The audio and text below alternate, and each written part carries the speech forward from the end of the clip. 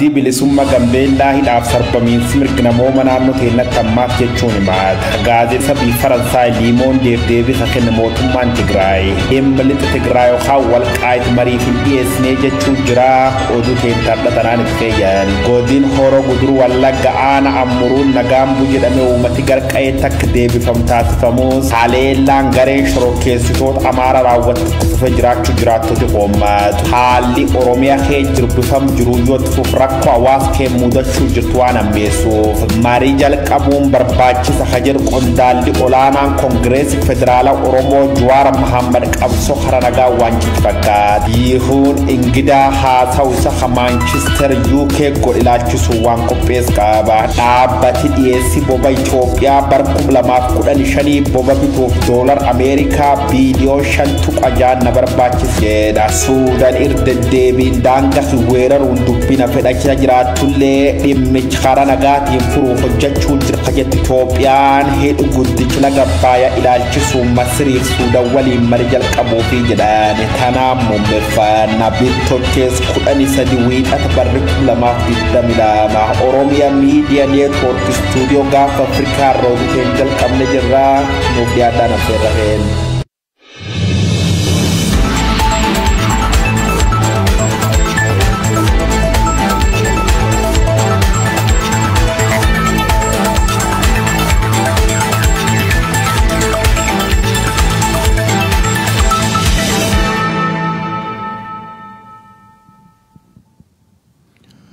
Akkam jirtu daawwattoota Oromiyaa Miidiyaa Neetwoork oduu isaatii kanaaf qabnu isinitti himna. Oduu isinitti himuun kan isin waliin turu ammoo Yihuun Ingidaati.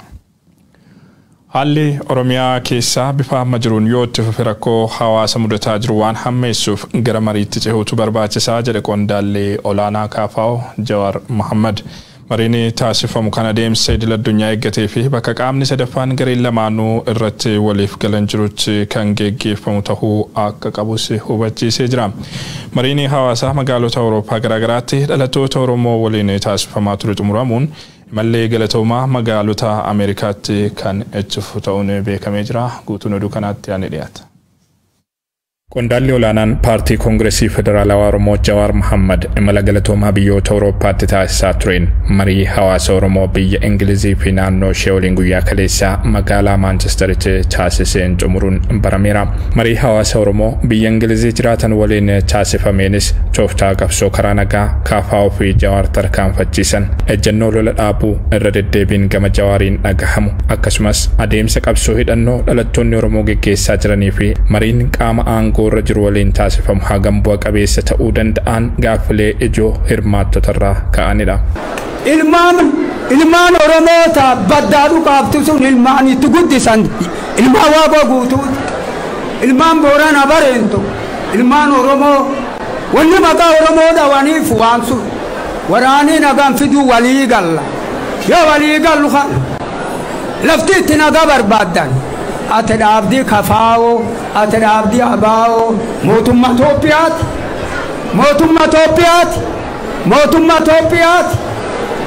mootummaan Itoophiyaa mootummaa gadalattee nagayaan jaaramtee miti mootummaa biyyee lafaanii jedhu mootummaa afaan kiyyi malee khadibiin hin jiran jedhu mootummaa amantiin tiyyi jedhu mootummaa afaan kan keema dubbatti siin jedhu yaada ummanni Oromoo sidaammatu kana tasgabbii ilaal kanaaf nuti miidhamne Jawaar nuti ni salphanne nuti ni xiqqaanne impaayira san keessatti arraan tana ilmi namaa ibiddaan gubachaa jiru harka ilmaan Oromoo akkana muranii dur harkaas muran arra guddaa muranii akkana faannoon qabattee teessin jettu faannoo isaan hidhachiisan guyyaa tokko nama 14 dubartii ulfa abbaa manaa fi haadha manaa barsiistota barattoota jilmaadhaan ilmaan Oromoo sirna duguugaa jiru kana keessatti ati akkamiin nagaa nuuf fidda Jawaar keenya akkamiin nagaa nuuf fiduu dandeessa. Haalli uummanni keenya keessa jiru yaaddessaadha kan jedhe Jawaar rakkoo uummata mudateef fala barbaaduu fi gaagaama caalu hambisuuf gara mariitti cehuutu barbaachisaa jedhe. Lolli hamaan Oromiyaa keessatti gaggeeffamaa jiru ka uummata keenya gaaga'aa jiru kuni akka dhaabbatuuf walwalchuutti jira. Haalli kun immoo haala kanaan yoo itti fufuu taate uummata keenya daran waan miidhuuf tokkoffaa akka mataa kiyyaattis akka paartiittis akka ilma namaattis mootummaa Itoophiyaatiin ga'ee namni dhumuun nu gayaa biitii barbadaa'uun nu gayaa karaan irra deemaa jirtan doongoraa karaan irra deemaa jirtan isinis biyyas qilee galchaa jira falli amma jiru tokkoffaa lola dhaabanii mariitti seenuu dhaga jiru isaanitti simnirra amma immoo akka dhagayan isin duratti illee itti himuu barbaannaa jechuudha. Ejjennoo qabsoodhannoo irratti qabuun wal qabatee gaaffilee fi yaadota irra deddeebiin ka'aniif deebii kan kenne Jawaar haalli Itoophiyaa keessa jiru sadarkaa inni tokko hiikkatee inni kan biraan hiikkachiisu irra hin jiru jedhe qaamni hidhatee socho'u hidhannoo isaa akka hiikkatu osoo hin taane mariif hireen akka kennamu gaafataa jirra jechuun deebiseera. Wanni nuti jechaa jirru waa'ee hidhachiisuu fi hiikkachiisuu miti. Haala qabatamaa Oromiyaa keessa jiruun mootummaan waraanni bilisummaa Oromootis sadarkaa walii hiikkachiisu keessa jiran. Haalli Itoophiyaa waliigala keessa jirtu sadarkaa tokko hiikkatee akka kennu keessa jirtu. Tigraayitti nageenyi dhufuu qabaa, lolli dhaabbatuu qabaa, jee uummanni addunyaa yeroo lallabu. Humni Tigraay haa hiikkatu ni jechuun jiru. Hiikkachuus hin danda'u, hiikkachiisuus hin danda'amu. Wanni jamaa jiru lolli dhaabbatee dubbiin lola nama geessuun gara bu'uuratti adeemu. Mariin gaggeeffamuuf malu marii dhugaan rakkoo furuudhaaf danda'u kan adeemsa isaa eeggatee fi bakka qaamni sadaffaan gareeleen lamaan itti waliif galan argamanitti kan gaggeeffamu ta'uu akka qabus hubachiisee jira. Akka durutti maanguddoo abbaa gadaatiin hin taatu amantaa maaliif konfliktiin Itoophiyaa keessaa internationalize ta'ee jira. Kanaaf mediator takkaawu negotiate mediator immoo jaarsa humna sadaffaa ka qaamonni lamaan irratti walii galan filatanii qaamni dubbii isaanii gidduu ilaalu kun waliin mari'achiisuu qofa osoo hin taane wanni irratti walii galan hojiitti raawwatu isii kan mirkaneessuu danda'u gaarantoor ka jennuun ta'ulee jabduu qabu keessatti hirmaatee deemuu qaba. Akkuma kaabatti amma godhamuu hundi Oromiyaa keessatti godhamuu qabaadha jechaa jiru. Akka paartii siyaasaattis, akka hoogganaattis, akka nama tokkoottis wanni jechaa jiru kana. Imalli galatoomaa fi mariin biyyoota Awurooppaatti taasifamaa ture xumuramuun imalli itti aanu gara magaalota Ameerikaa kaabaatti ta'us odeeffanneerra. Gara oduu keenyatti aanutti wayitaa ceenu godina Horroo Guduruu Wallaggaa aanaa Amuruutti nagaan bu'ee jedhamee uummanni gara qe'eetti akka deebi'amu taasifamus haleellaan garee shororkeessaa Amaaraatiin raawwatamu itti fufee jiraachuu jiraattonni himanii jiru. Gareen shororkeessaa Amaaraa maqaa faannoo jedhuun socho'u kun ganda makkannoo jedhamutti kamisa darbe dargaggoo tokko ajjeesuun horii hawaasichaa 300 ta'an ooffatee deemu jiraattonni himanii jiru. Godina Horroo Guduruu Wallaggaa aanaa Amuruu ganda makkannoo keessa jirra. Taateen taa'ame guyyaa gaafa kamisaa mucaan umuriin isaa waggaa 16 kan ta'u kutaa 8 kan baratu sanyii Rafsaa Toleeraa kan jedhamu. Finxaaleeyyiin Amaaraa walakkaan utuu gabaatii galanii walakkaan immoo oddaa kaan ejjennoomaan dhufanii meeshaa qabatanii bakka inni horii tiskutti horii ooffatanii ka'anii inni lakkisaa jedhe jennaan rasaasumaan dha'anii battalatti ajjeesanii. Sanaatii boodas immoo horiin amma jiru xaqlaallaa sassaabanii waa tokkollee tunuu nambisi yoo xinnaate horii 300 kan ta'u kaasanii biyyis alatee wanti fe'es alatee wanti ta'es hin jiru qawwee cimaa qabu qawwee kan ammoo kan hidhachiise mootummaa keenya kan ta'e milishootuma keenya jarri kuni ganduma keenya keessa jarri kuni amma ammaatti illee wanti hordofamee hin jiru horiin kunillee kan ce'ellee hin jiru kanatu ta'ee jira amma namni biyya gadhiisee qe'ee gadhiisee achitti dhufaniiti naannaa keenya irratti akkaataa akkasii inni godhanii nu hiyyoomsanii sokkanii jarri kun. Eelaa aanaa Amuruu keessa kan jiraatan ganduma makkannoo keessa illee kan jiraatan nurraa sukkaaraaf zayitiillee hirmaataa kan turan namoota ijaan beeknu milishootuma keenya milishootuma hidhatamanii jiranii fi beeka mootummaan beeka jara kana beeka unis beekna mootummaanis beeka namoota kana maqaallee laanii irra bushaadhaa gabaasa goodeera. Araarri bu'ee jedhame araara sobaati ammas rakkoon nurraa hin dhaabbanne jedhu jiraattonni aanaa Amuru gareen namoota nagaa ajjeesu qe'ee jiraattotaa gubuu qabeenya saamuu fi uummata buqqisuun himatamu kun yakkoota hawaasicha irratti raawwataa ba'eef seeratti dhiyaachuu osoo qabu itti fufiinsaan hidhatee akka socho'u taasifamuun nagaan bu'ee jedhame hiika dhabsiisee jira rakkoo hawaasaanichaas itti fufsiiseera jedhan haleellaa humnoonni kunniin itti fufiinsaan raawwataa jiraniin hedduun ammas qe'ee ofiirraa buqqa'uun dirreerra faca'anii jiraachuuf dirqamanii jiru. Oduu keenya itti aanuun dhaabbanni dhiyeessii boba'aa Itoophiyaa bara 2015tti boba'aa bituuf doolaara Ameerikaa biliyoona 5.6 na barbaachisaa jedhe. Hangi maallaqaa guddaan akkasii seenaa dhiyeessii boba'aa Itoophiyaa keessatti dhaga'amee kan hin beekne ta'uun himamee jira. Itoophiyaan kuufama idaa birrii biliyoona 100 fi biliyoona 32 keessa seentee akka jirtus miidiyaaleen biltsiginnaa dhugaa bahaa jiru guyyoo waariyoo dabalataasaa isinitti hima. But there are doubts Abiy can deal with all the challenges Ethiopia faces. Dhaabbati dhiyeessii boba'aa yookaan beenzil Itoophiyaa bara 2015 boba bituuf doolara Ameerikaa biliyoon 5.6 na barbaachisaa jedha. Maallaqi guddaan akkasumas seena Itoophiyaa keessa dhimma kanaaf bahin beekuun immoo yaadu geeyyidame tanaati. Tumsi mootummaan boba irratti taasis jechuun sabsiidariin kun hafe jennaan carraan uummata biyyattii maal ta'uu danda'an gaaffii biraati. Qondaali bobaaf annis biyyattii tokko tajaajila oduu Itoophiyaa takkimee jedhanii biyyatti biltsiginnaa kuufam ida birri biliyoon 132 keesseenusii BBC gabaase. Akka aadaa biyyattii bobaan kun eegi bitameen duuba gatii ittiin bitamsun keessa walakkaan irrifame tumsi yookaan sabsiid godhame gurguramu qaba. Tumsi kanaaf ammoo ji'a biyyattiif jiddu galeessaan birri biliyoon 10 oli barbaachisaa jedhani. Its currency has slumped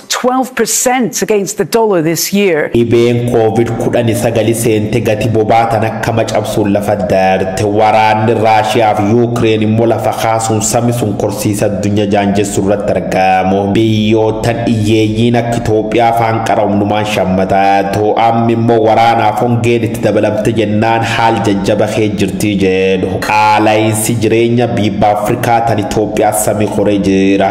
USA Foreign Agriculture Service gabaas bittotees kee baaseen qaala'insi jireenya Itoophiyaa ji'a majjii keessa harka 34.5 gurraan dhalatti immoo 33.6 jijjiiramullee daballiin midhaan nyaata parsanta 39.9 irra gara 41.9 guddachuu siirra kaka Itoophiyaa rakkoo jajjabduu waggoottan hedduuf takkilaan argiten beenneef saaxilamti jechuun watwaati. Jaalaqa birra diinagdeen biyyattii haala ajaa'ibsiisa ta'een guddachaa jiraachuu miidiyaalees leellisaniin uummatatti malee qeeqaaf gabaasota ogeeyyii diinagdee jechuun kan staatiksii jiddu galeessa biyyoolessa dabalate sob jechuun qamadii Raashiyaa fi biyyootan Awurooppaatti ergu kadhaadatu mootummaan Abiy Ahmed amma bultii dhiyooti as qaala'insi jireenya kunitti fufa irmi baafadha jechuun uummata biyyattii qoosaa turan. Qaala'insi jireenyaa waan asinitti ganaatti fufa.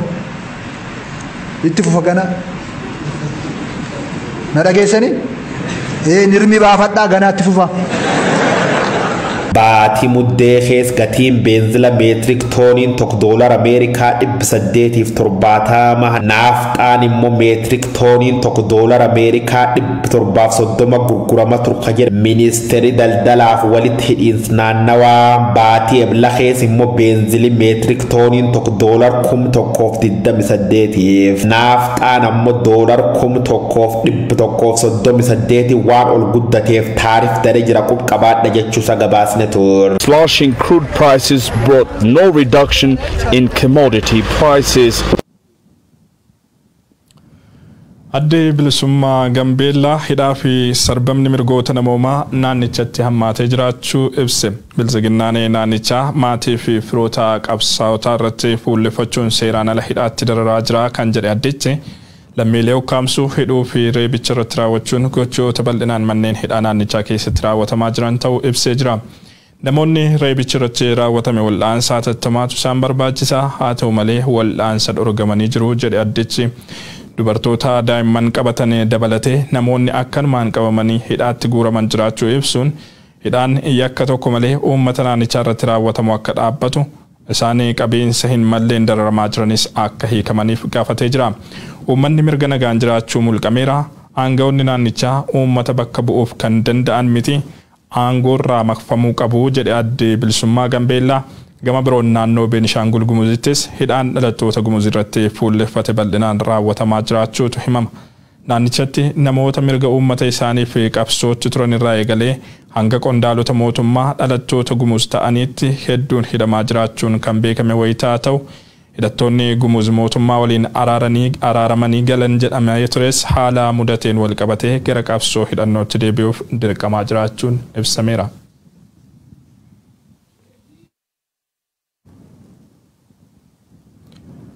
Mootummaan Tigraay dhimma walqaayitiin mariif hin dhiheessinu jedhe tibbana gaazexaan biyya Firaans Leemondeen humnoonni Tigraay ejjennoo dhimma walqaayit irratti qaban laaffisaa dhufaniiru yaada jedhu dippiloomaatii maqaan hin eeramne tokkorraa iddooffachuu ibsuun gabaasee ture.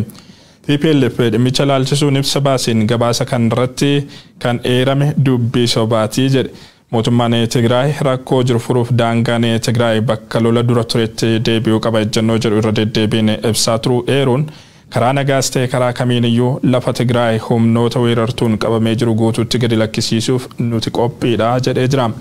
Nagaan akka bu'uuf humnoonni lafa Tigraayin humnaan weeraranii jiran humni Amaaraa fi yakkamtoonni mootummaa Shaabiyaa Tigraayin gadi lakkisanii bahuu qabu kan jedhe ibsichi.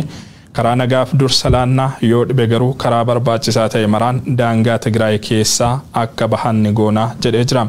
Mootummaan naannoo Amaaraas dhimma walqaayit irratti ejjennoo jabaa qabaachuu ibsuu irratti argama. Pirezidantiin naannoo Amaaraa Yilqaal Kaffaale marii uummata Gondar waliin taasisan irratti dhimma walqaayit kan mariif dhiheessinu miti jechuun naannoon Amaaraa lafa walqaayit humnaan qabatee jiru gadi lakkisuuf fedhii akka hin qabne ibsanii jiru. Ejjennoonni qaamoleen lameen dhimma walqaayit irratti tarkaanfachiisaa jiran kun marii mootummaa federaalaa fi mootummaa Tigraay gidduutti geggeeffamaa jiru gufachiisuu malaan yaada qaamoleen garaagaraa dhimmicha irratti dhageessisaa jiranidha.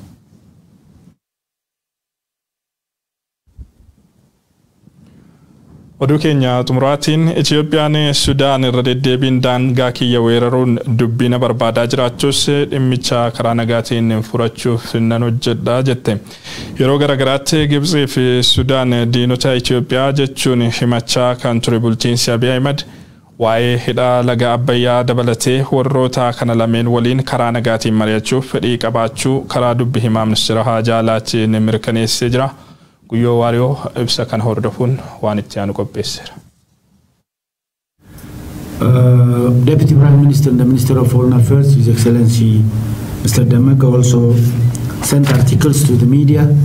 Itoophiyaan Suudaan deddeebiin daangaa kiyya weeraruun dubbina fedhachaa jiraatullee dhimma kan karaa nagaatiin furuuf hojjechaa jira jette. Hammaleellee hidha guddicha laga Abbayyaa ilaalchisuun bifa haarawaan marii jalqab jechuusi Afrikaa Newsiif AP waabeeffan. Walitti bu'iinsa keessoo Itoophiyaa sabab godhachuun daangaa biyyattii kiiloomeetira dhiibda seenuun isii ka dubbatan biyyatti Jeneraal Abdul Fattah al-Burhaan Suudaan laaf qonna Alfashaaqa jedhamti Itoophiyaa irra fudhachuun hojii oomisha irratti hojjechaa turte. Loltoota Itoophiyaatiif milishooti naannoo Amaaraa waliin ta'uun hojii oomisha kan harka qabirra na waraanan ka jette Kaartuum. Anilleen ofirra qolachuuf loltoota Itoophiyaa dhuug fixe khasaara meeshaa waraanaa irraan gajechuusii gabaasne turre. I and two others who were farmers were abducted by Ethiopian militiamen who've crossed the border.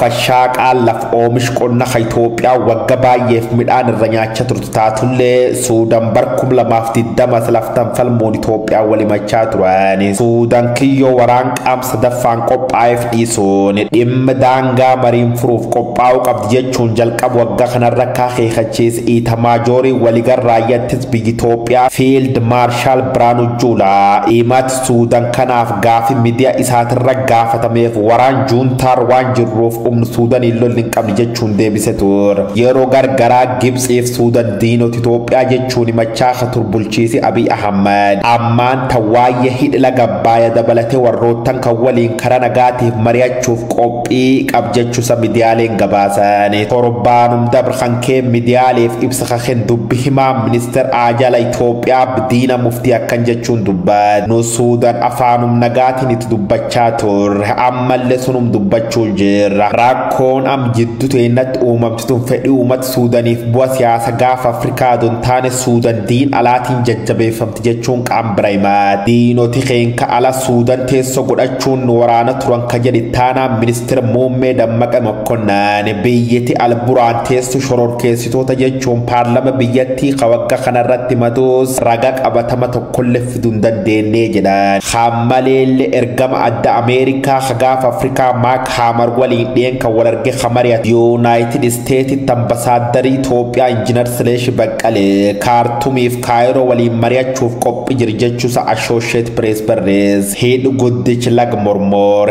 abbaa yookaan naayilirra godhamuu jira kanaan Itoophiyaan bishaan guututti keeyyatullee Suudaaniif Gibsi Itoophiyaan bishaan nu saamuu jirti jechuun walitti gaarrifachaa turan. Warra kan sadeen duuf Finfinnee Kaartumiif Kaayiroo wal taraarsuuf mariin akka godhamtus tokkollee nagammaan milkaa'uu hin dandeenye. Egypt says Ethiopia doesn't have the intention to seek a solution to the issue. Oduun har'aaf qabnu kanneen turan daawwattoota Oromiyaa Miidiyaa Neetwoork waan waliin turtaniif galatooma qophiilee noo himannituuf.